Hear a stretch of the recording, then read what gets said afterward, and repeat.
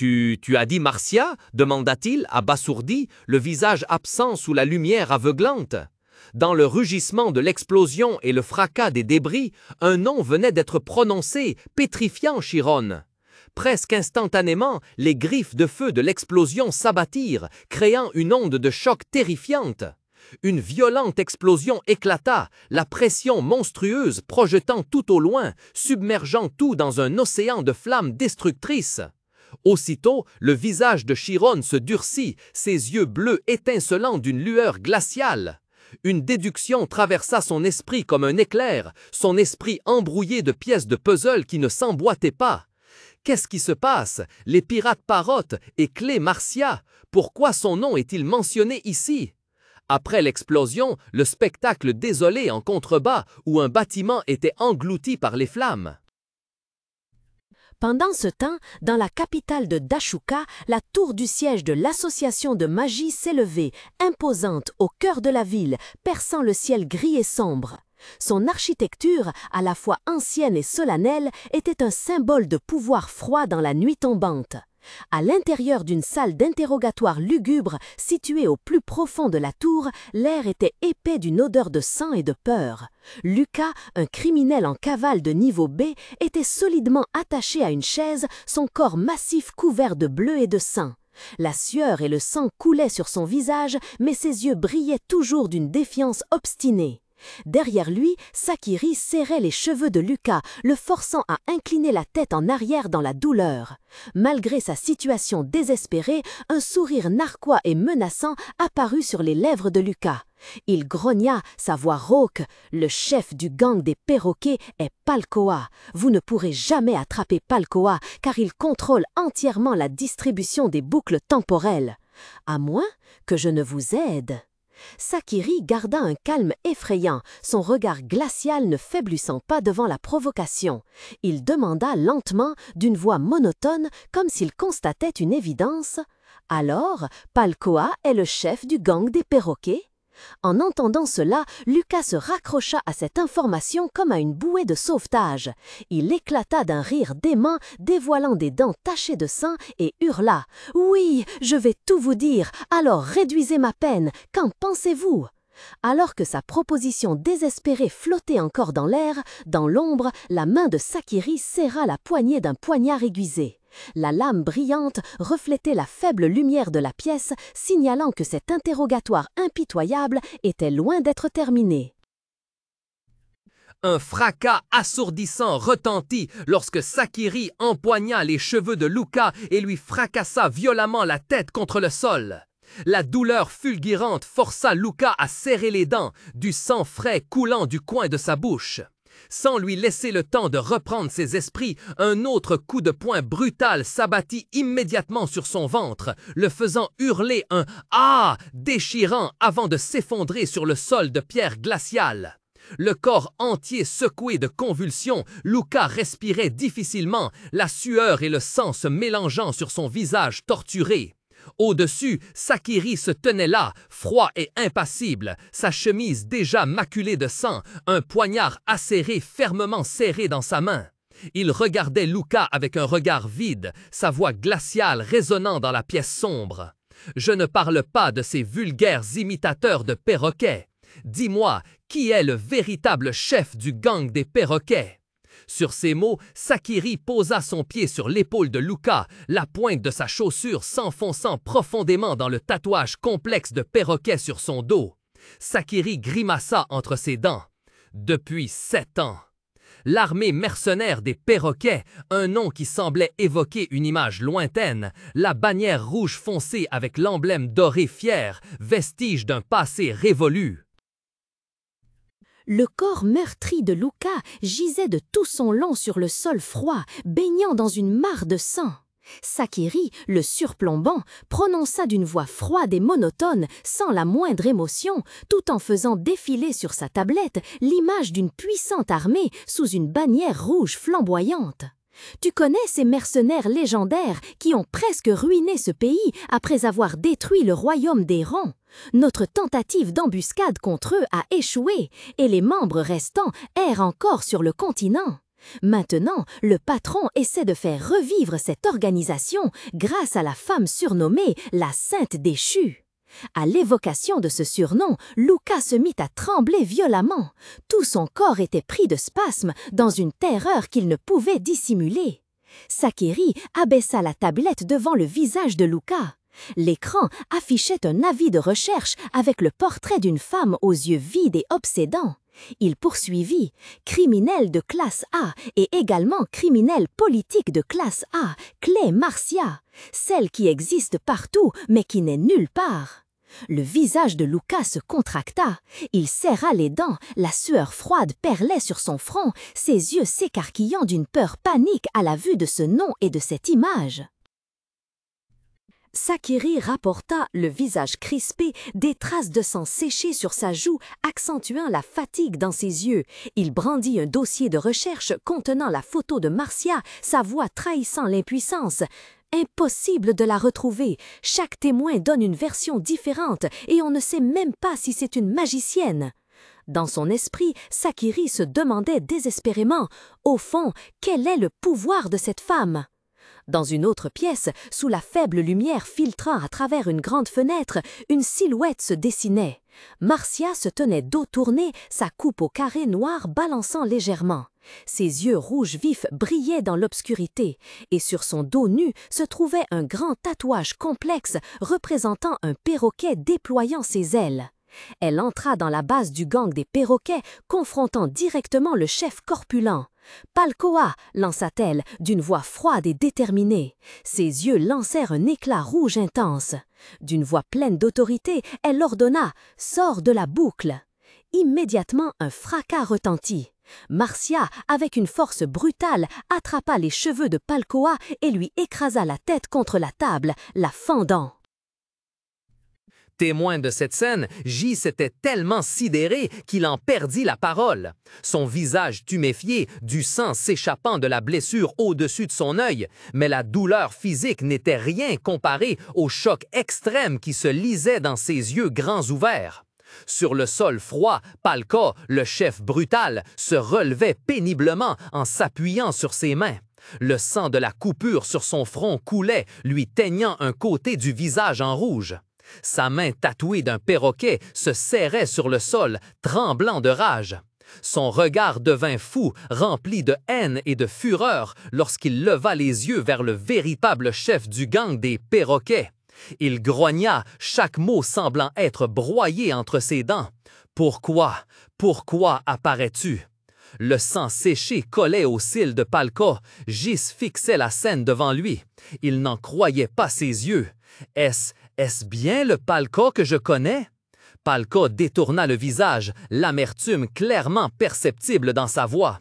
Après nous avoir jetés dans ce foutu royaume d'Héron, il serra les poings si fort que ses jointures devinrent blanches, puis releva la tête, exhibant sa dentition dont une dent en or brillait d'une manière hideuse. « Maintenant, tu veux apparaître et jouer la comédie de la famille? » Au milieu du chaos, Palkoa tremblait d'une rage extrême, les veines de son cou saillantes alors qu'il rugissait vers la silhouette impassible dans l'ombre. « Tu les as tous tués, ma famille, mes frères et mes amis, tout ça parce que tu t'es fait berner comme un idiot. » Contrastant fortement avec sa fureur, Marcia esquissa un sourire narquois, ses yeux rouges brillant d'une froide cruauté dans la faible lumière filtrant par la fenêtre. Un instant, les souvenirs l'assaillirent, ramenant l'image d'une belle journée ensoleillée. Marcia, avec un sourire radieux et des yeux pétillants de bonté, leva joyeusement un sac de pain. Elle entra dans la pièce délabrée où les enfants des rues se rassemblaient et leur tendit le sac. Les enfants, d'abord hébétés, se précipitèrent rapidement, leurs jeunes visages illuminés de joie. Une fillette aux cheveux tressés prit un morceau de pain des mains de Marcia, le serra avec bonheur contre elle et en mordit une grosse bouchée, un sourire béat s'épanouissant sur ses lèvres. La dure réalité le frappa de plein fouet. Au milieu des décombres, une voix faible et saccadée s'éleva du sol. « Capitaine !» C'était la fillette aux tresses d'autrefois. Maintenant, elle gisait, agonisante dans une mare de sang, son joli visage sale et meurtri, ses yeux grands ouverts, remplis de douleur et de stupeur, alors qu'elle rendait son dernier souffle. Les souvenirs ont déferlé comme une tempête, chaotique et douloureux. Au milieu des rues dévastées, les cris et le fracas des armes résonnaient. Une petite silhouette s'est effondrée sur le sol froid et pierreux, le dos criblé de flèches funestes. Un filet de sang rouge vif a jailli du coin de sa bouche, mais les derniers mots ont réussi à s'échapper, faibles mais poignants. « Fuyez, sœur, fuyez !» La cruelle réalité a fait son retour. Dans la pièce faiblement éclairée, Marcia restait immobile, le dos nu orné d'un tatouage délicat représentant des ailes, tourné vers l'homme affalé sur le sol. Palko, le visage tuméfié et couvert de sang, la regardait en levant les yeux, ses pupilles dilatées par l'indignation. Les subalternes qui se tenaient à proximité se contentaient de regarder avec effroi, et l'un d'eux murmura « Chef !»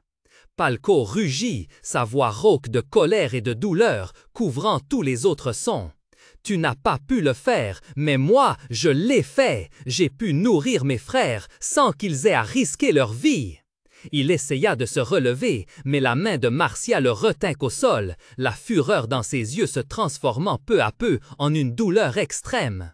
Marcia dit froidement « Tu me hais donc à ce point, c'est pour ça que tu as fui la bataille. » À l'opposé de la rage de Palko, Marcia restait d'un calme effrayant. Elle lui jeta un bref regard, ses yeux rouges diaboliques ne laissant rien transparaître, et sa voix monotone et glaciale résonna. J'ai toujours eu l'impression d'être responsable de ne pas avoir pu vous offrir un environnement meilleur. Mais nous sommes un groupe de mercenaires. L'air était lourd d'une odeur âcre de sang et de peur. Sur le sol froid, une racine d'arbre loupe gisait, solitaire, au milieu d'une mare de sang. Marcia se tenait là, sa voix glaciale perçant l'âme de son interlocuteur. Et parce que vous avez fui la bataille, nous avons perdu plus de membres que nécessaire. Comprenez-vous maintenant? Ses yeux rougeoyants lançaient un regard mortel, fixant Palkoa, agenouillé, vaincu. Le souffle de Marcia, chargé de rage, laissait s'échapper des mots qui résonnaient comme une sentence de mort, prononcée lentement, cruellement. « Celui qui a tué notre famille, c'est toi !» Palkoa, le visage tuméfié et couvert de sang, leva les yeux avec horreur. Ses yeux s'écarquillèrent, l'étonnement et le désespoir clairement visibles alors que cette accusation sévère résonnait à ses oreilles. Marcia jeta un regard méprisant à la racine d'arbre loupe sur le sol. On dirait que, que ce soit sur le champ de bataille ou dans la vraie vie, tout ce que tu fais, c'est fuir. À ce moment précis, un léger gémissement de douleur se fit entendre depuis un coin de la pièce. J s'était recroquevillé sur le sol, le visage enflé, du sang coulant du coin de sa bouche. Il essaya de se relever, mais en vain. L'attention de Marcia se porta immédiatement sur le garçon. Qui est ce gamin? Malgré sa situation désespérée, Palkoa tenta de répondre, la voix rauque. « Je l'ai fait venir parce que j'avais besoin de quelqu'un. Cela ne vous concerne pas, chef. » Marcia se pencha, son visage acéré se rapprochant de Palkoa, sa voix murmurant une menace palpable. « Je pense que si. » L'histoire concerne un type nommé Chiron. Sur le sol froid, Gis gisait recroquevillé, le visage tuméfié et couvert de sang. Une voix glaciale résonna au-dessus de lui, semant la terreur dans son esprit. En entendant ce nom, tout le corps de Gis se contracta violemment. Non loin de là, Palkoa, le chef du gang des perroquets, était dans un état tout aussi déplorable. Il leva les yeux vers la femme qui se tenait devant lui, la peur visible sur son visage ensanglanté. « Comment le savez-vous » Marcia le regarda avec dédain, puis jeta un coup d'œil à Gis qui se tordait de douleur. Elle ricana d'un ton condescendant. « Sérieusement, tu pensais vraiment que j'ignorais le nom de celui qui a ruiné mes affaires? Donc j'avais raison, c'est Chiron. Mon frère est vraiment trop bon, il ne peut pas laisser un type comme ça s'en tirer. » Gis ne pouvait que halter, des douleurs lancinantes parcourant son corps alors qu'il écoutait ces paroles cruelles. Laissant Guise de côté, Marcia se tourna vers Palkoa, son regard aussi tranchant qu'un couteau. « Palkoa, je vais te confier une dernière mission. » Elle releva la tête, un sourire sinistre et dément se dessina sur ses lèvres, ses yeux rougeoyants dans la faible lumière. « Ramène-moi Chiron. Quant aux autres membres de son groupe, tu es libre d'en disposer comme tu le souhaites. » Un bruit sourd et sec retentit, brisant le silence dans la pièce faiblement éclairée. Marcia tressaillit légèrement, tandis que le mafieux au chapeau mou à ses côtés fronçait à peine les sourcils, son regard acéré demeurant impassible. Il s'approcha de la grande fenêtre où le faible clair de lune transperçait les traînées de pluie qui ruisselaient sur la vitre. « Tiens, tiens » grommela-t-il avec ironie en regardant en bas. Dans la ruelle sombre, une vaguelette se propageait au centre d'une flaque d'eau, seule trace de celui qui venait d'effectuer le saut périlleux. Il pensa « Courageux, vraiment ?» De retour dans la pièce, la surprise initiale sur le visage de Marcia avait disparu, remplacée par une froideur glaçante. Elle alluma une allumette pour enflammer le tabac dans sa pipe. Sa voix résonna, tranchante et sans hésitation. « Traquez-le !» Aussitôt, la nuit et la pluie torrentielle à l'extérieur furent déchirées par une détonation sèche. Planté au milieu de l'averse, le mafieux pointait froidement son revolver fumant vers l'avant, les douilles brûlantes s'éjectant du barillet, tombant en crépitant sur le sol détrempé. La nuit tombait, accompagnée d'une pluie torrentielle qui lessivait l'île entière sous un rideau d'eau glaciale. Au sommet d'une falaise escarpée surplombant le village côtier, un homme en manteau blanc et chapeau feutre se tenait immobile, sa silhouette se détachant nettement de celle de ses subordonnés vêtus de noir. Son regard se porta vers l'îlot au loin, où un brasier venait de s'embraser avec violence. Son œil était perçant, impitoyable, dépourvu d'émotion malgré les gouttes de pluie qui lui fouettaient le visage. Il observa silencieusement une colonne de feu gigantesque s'élever de l'île, engloutissant les cabanes en bois et les cocotiers dans un océan de flammes sauvages. Puis il tourna le dos et s'éloigna. Dans la forêt dense et humide, non loin de là, Chiron et ses compagnons venaient d'échapper à la mort. Leurs vêtements étaient en lambeaux, couverts de boue, témoignage d'une lutte acharnée pour leur survie. Riant, le visage déterminé, peinait à porter Gis inconscient sur son dos. Derrière, Amy se tenait immobile, le regard rempli d'inquiétude et de douleur alors qu'elle regardait Chiron. Chiron, immobile sous la pluie, serrait les poings. Il leva les yeux vers le brasier dévastateur au loin, son regard bleu perçant exprimant une rage extrême. Il serra les dents, sa voix murmurée presque noyée par le bruit de la pluie, mais emplie de douleur et d'une détermination inflexible. Clé Marcia. La pluie continuait de tomber à torrents, lavant la crasse et la sueur sur le corps de Chiron, mais incapable d'apaiser sa souffrance intérieure. Chaque goutte froide ruisselait sur ses cheveux blonds en désordre, trempant sa chemise déchirée, parsemée de brûlures. Il leva son visage fin mais fatigué vers le ciel, insensible à la pluie qui lui fouettait le visage. Ses yeux bleus brillaient de détermination et une question douloureuse résonnait dans son esprit, un murmure perdu au milieu du rugissement de la pluie. « Pourquoi moi ?» Chiron regardait au loin, sur la falaise abrupte, où un feu vorace engloutissait la maison.